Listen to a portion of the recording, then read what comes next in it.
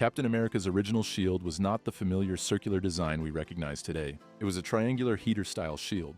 However, after complaints from rival publisher MLJ Comics that it resembled their patriotic hero, the Shield, the design was changed to the iconic round shield we know today. While the first edition of Captain America Comics is cover dated March 1941, the issue actually hit newsstands on December 20th, 1940. This means Captain America was introduced to readers before the United States entered World War II. The serum that transformed Steve Rogers into Captain America was developed by Dr. Abraham Erskine, a German scientist who fled the Nazi regime. In the comics, Erskine's death during the procedure ensured that the exact formula was lost, making Rogers the only successful recipient. Disillusioned with the US government during the 1970s, Steve Rogers temporarily abandoned the Captain America persona and adopted the identity of Nomad, a hero without a country. This transformation symbolized his struggle with his own ideals and mirrored the era's growing distrust in authority. Before becoming a super soldier, Steve Rogers was a fine arts student with a passion for illustration. This artistic talent has been referenced in various comic storylines, showcasing his ability to sketch and paint. In an alternate storyline titled The First Avenger story, Steve Rogers becomes President of the United States. His leadership brings significant positive changes, but he is eventually shot and placed in suspended animation until he can be healed. In the comics and the Marvel Cinematic Universe, Captain America has proven himself worthy to lift Thor's enchanted hammer, Mjolnir, a feat few can achieve. This act underscores his pure heart and noble character. Joe Simon, one of the creators of Captain America, first thought of naming his new character Super American, but he soon changed it to Captain America, reasoning that comics already had plenty of supers but not many captains. In DC vs. Marvel, a story from 1996, Batman faced off against Captain America in a battle that ended in a draw, until the sewer they were fighting in flooded. The rushing water threw both off balance, causing Cap's shield to miss its mark, while Batman managed to strike Steve's head with a batarang, knocking him out. In the same series, Captain America defeated Bane, the villain infamous for crippling Bruce Wayne.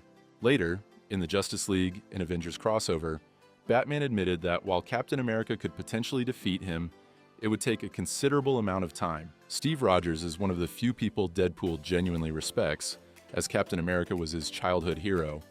Both gained their abilities through experimentation, which allows Rogers to empathize with Wade. Unlike most heroes, Cap is one of the few who sincerely likes the merc with a mouth. Frank Castle, the Punisher, holds deep respect for Steve Rogers, seeing him as the ideal soldier and a symbol of what he once aspired to be. Despite their vastly different approaches to justice, Castle admires Captain America's unwavering principles and discipline. Rogers, in turn, acknowledges Frank's tragic past but disapproves of his brutal methods. While Cap has tried to steer him toward a more righteous path, the Punisher remains steadfast in his violent crusade. Yet he continues to view Steve as one of the few true heroes. In Earth 11080, a deadly virus turns most of the population, including heroes and villains, into cannibals. Captain America, Punisher, Deadpool, and Wolverine team up to stop the infected Hulk. But when Deadpool and Wolverine leave to track him, Cap and Punisher face an overwhelming horde. Mid-battle, Cap begins to turn into a zombie and begs Punisher to end his life. Before pulling the trigger, Punisher tells him he was always his hero. In a grim twist at the end of Civil War, Marvel Comics delivered one of its most shocking moments, Captain America's death. Crossbones fired the first shot, but it was a brainwashed Sharon Carter who struck the fatal blow. As Cap lay dying on the infamous courthouse steps, it was revealed that Red Skull had masterminded the entire plot. In 1995, Steve learned that the super soldier serum in his blood was failing. Despite this, he chose to keep fighting for justice, using a suit of armor to supplement his weakening strength. However, in Captain America #443, Steve learned he only had 24 hours left to live.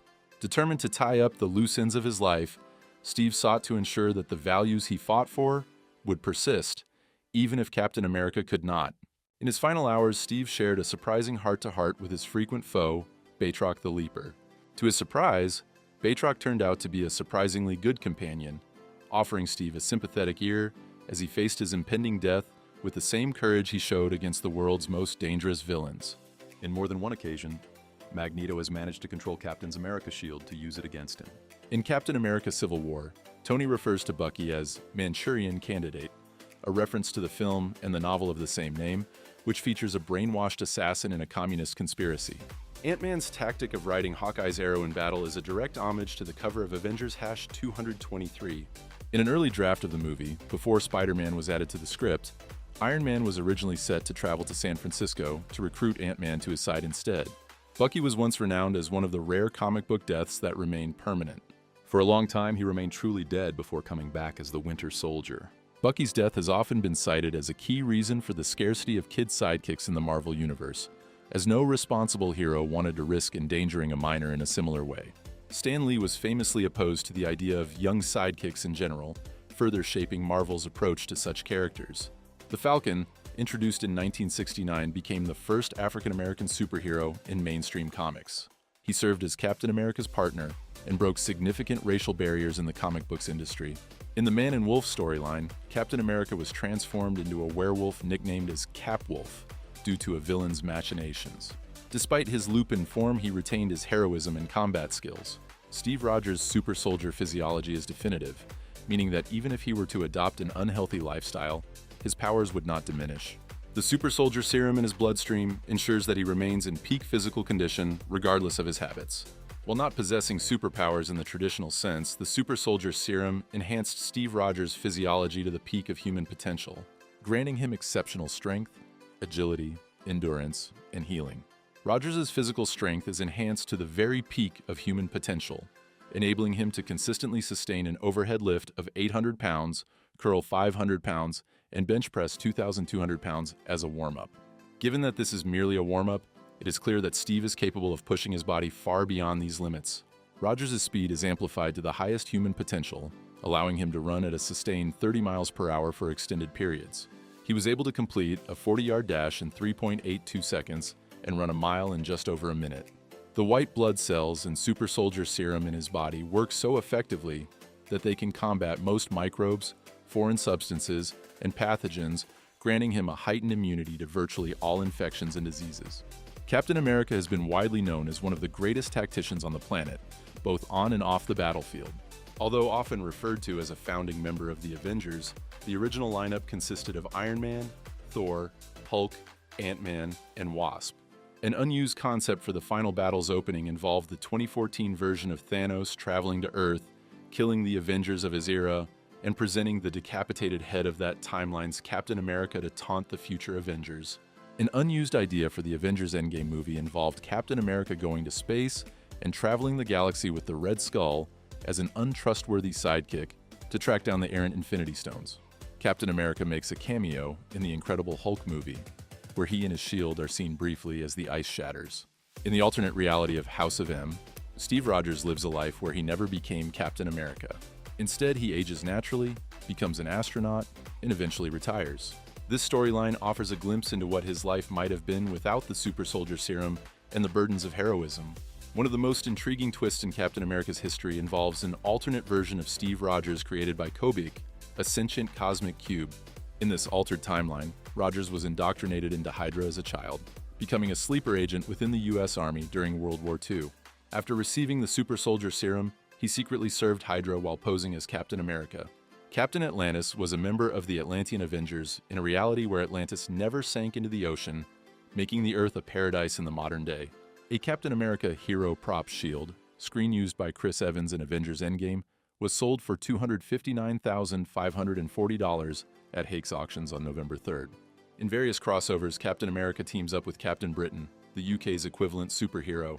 These collaborations highlight the global nature of heroism and the shared values between nations, emphasizing unity and cooperation in the face of common threats.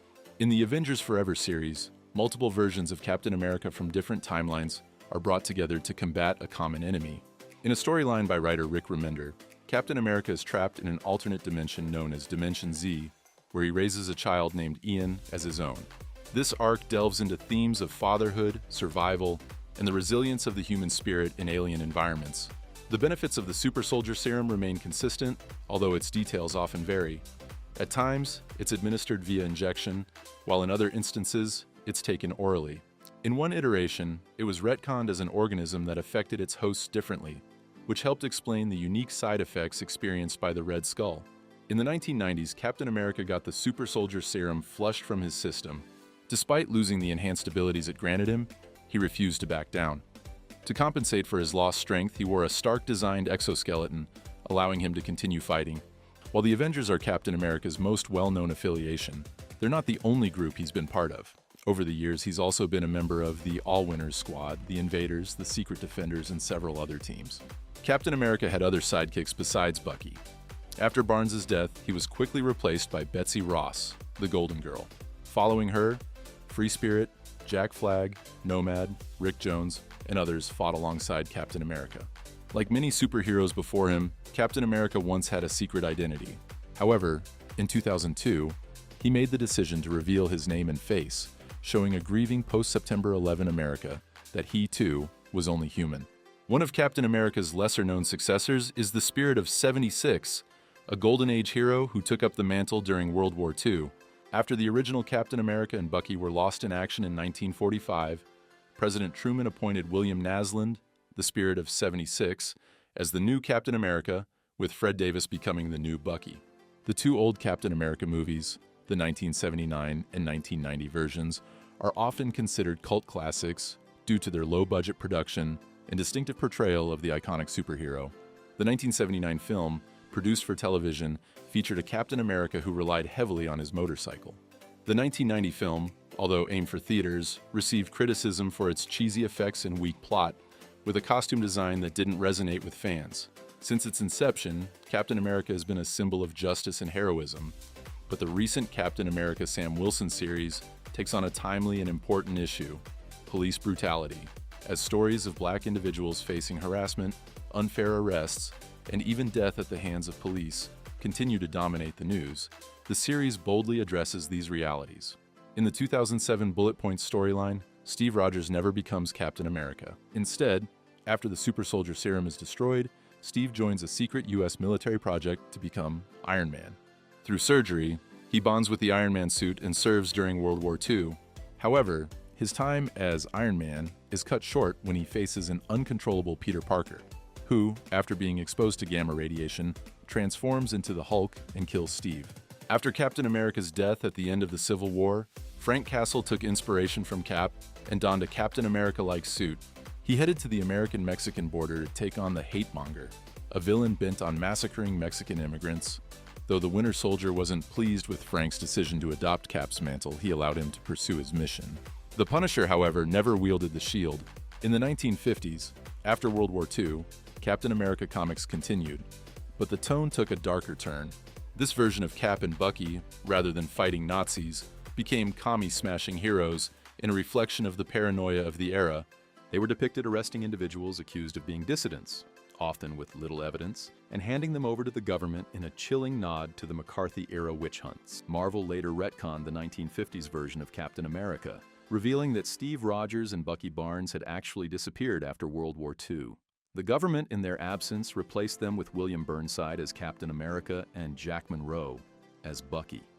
Burnside, a racist authoritarian, grew obsessed with the idea that he was the true Steve Rogers, and his twisted belief, combined with a version of the super soldier serum, drove him into madness. He survived into the modern era, but the serum deteriorated his mind, leading him to become a recurring villain to the real Captain America. In one story, Gamora reconstructed the Infinity Gauntlet and embarked on a quest to reclaim the missing part of her soul. In an effort to hinder the Avengers and the Guardians of the Galaxy, she folded the universe in half. As a result, Steve Rogers was fused with Stephen Strange, creating the mystical hero known as the Soldier Supreme. Believe it or not, Steve Rogers wasn't the first Captain America. The original Captain America was his ancestor, Stephen Rogers, who fought during the American Revolutionary War.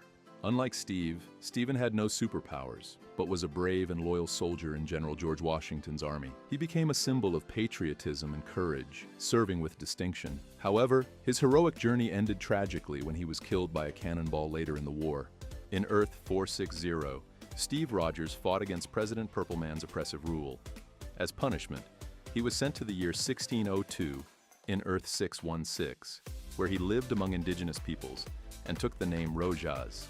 In the late 1990s, Marvel was developing a Captain America animated series under the direction of Will Mugnayo.